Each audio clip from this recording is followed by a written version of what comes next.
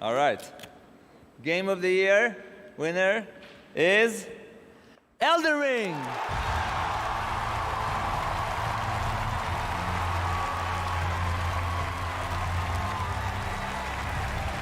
Elden Ring is probably one of the most beloved games of recent times, and for good reason. It showcases the best of what video games can offer, and audiences worldwide celebrated its win as Game of the Year in 2022. But wait, let's go back a bit and talk about this guy, the one presenting the award. His name is Joseph Fares, and he's here presenting this award because the previous year this happened.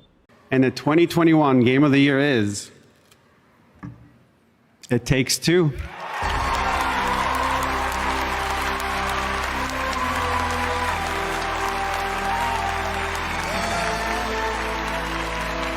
The award-winning game that Joseph and his team at Hazelight Studios made looks like this.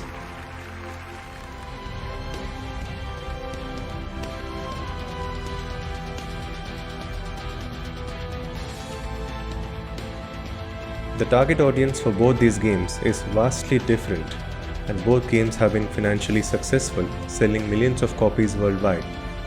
One of them was made by a small team of around 60 people, while the other was developed by a studio of around 300 people. And yet, both these games found success in their own way.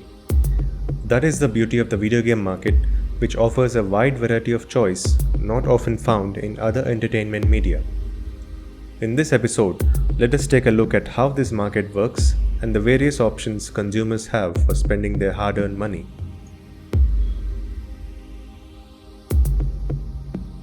One of the most important things that influences any market is the price.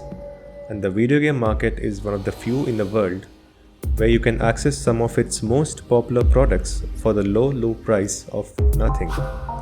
Some of the most played games in the world, whether on mobile, PC or consoles, are free to play, which partially explains why so many people play them in the first place. We have already seen in a previous episode how these free-to-play games exploit users through microtransactions, so we won't open that troublesome box again. On the other end of the spectrum, premium games can cost as much as $100 or more to buy. And in the middle, you can get games at all kinds of prices. But here's the thing, it's very rare that the price of a game stays the same. Most of the popular marketplaces constantly offer discounts on the games several times throughout the year. Similar to how movies try to recover the investment in the opening weeks, video games also try to maximize their sales in the first few weeks because that's when they are able to sell the game at full price to an interested audience. Once the reviews of a game start coming in, the size of the interested audience goes down gradually and people start waiting for the game to get a discount or for it to be added to a subscription service, which we will talk about next.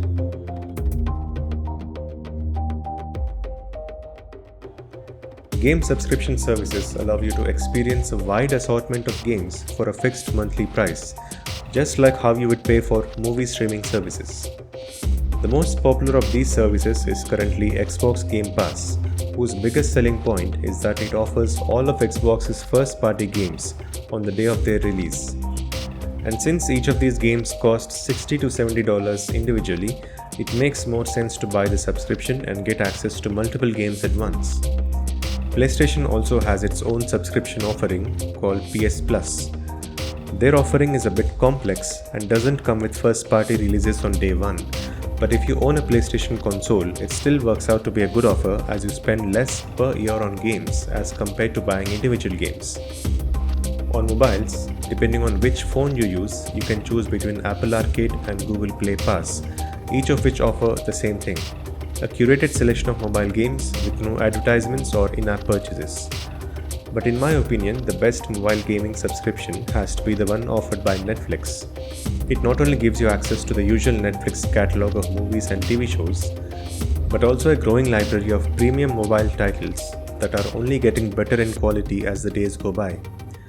With titles like Oxenfree 2, Dead Cells, Raji, and many more, Netflix is slowly building up a pretty decent catalog of games that are available through its subscription. There are plenty of other lesser known subscriptions which each have their own dedicated audience, but the concept is the same. Pay less and play more games as long as you keep paying, of course.